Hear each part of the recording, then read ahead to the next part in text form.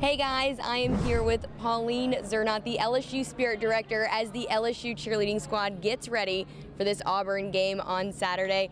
Now Pauline, you have been coaching this squad for 23 years, a former cheerleader yourself.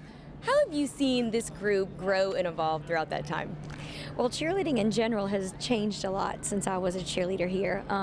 It was just rah-rah on the sidelines, and if you could tumble, that was a bonus. And today it's really grown into its own thing, its own sport, so to speak. We're not considered a sport. We're here to support all of the athletic programs, but the squad is definitely more technically developed and more skilled than what we were back when I cheered. We see you all on the sidelines week in and week out in Tiger Stadium, and of course basketball games as well. You put in just as much work though as the guys on the field. What is a typical schedule like for practice for this group? We practice a lot, because there's so many events that we do. Not only do we cheer for football, volleyball, basketball, gymnastics, but we do events all over the campus and in the community. So we have to prepare for those events as well. Go Tigers! We practice up to 5 days a week, and we strength and condition 3 days a week. So just as much as any other athletic program, we're out there working hard just like they are. One of the biggest Tiger cheerleading traditions has to be sitting on Mike the Tiger's cage and going around the stadium. We hadn't seen Mike out there for quite a while, and y'all finally got to do it against McNeese State.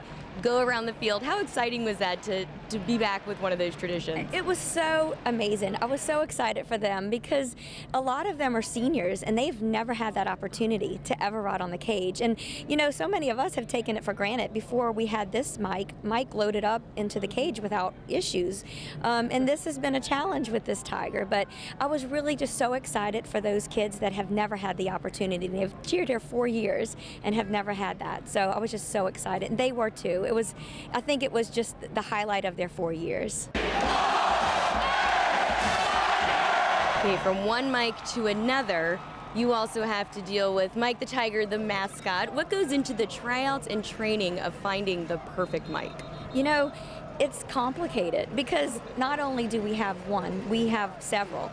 And trying to find a seamless transition is really important. And that's what we're looking for, is somebody or several that can get into the realm and to the role of what Mike is.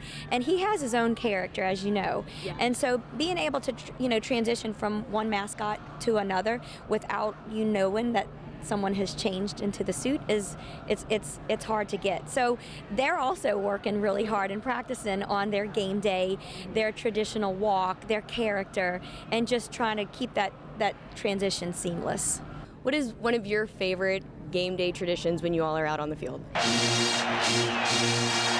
Absolutely, by far, without a doubt, I don't even have to think about it, would be pregame with the band. I mean, when you hear the band and they march onto the field and they do the pregame salute, I still, all these years later, I get teary-eyed, I get goosebumps. I mean, there's just no other feeling like that. And I just can't even begin to tell you how excited I am that these kids get to do that same thing that we did, and it's so traditional. You could take cheerleaders from 25 years ago and they would be able to step right in there and do the same thing, and I think that makes it really special, just the tradition that goes along with it. Thank you so much, Pauline, and we are looking forward to watching you all for a full 4 quarters this weekend against Auburn. Go Tigers! And guys, I know you all are all former athletes yourselves on this set, but I don't know if you could do half the stuff that these guys are doing behind me. Back to y'all.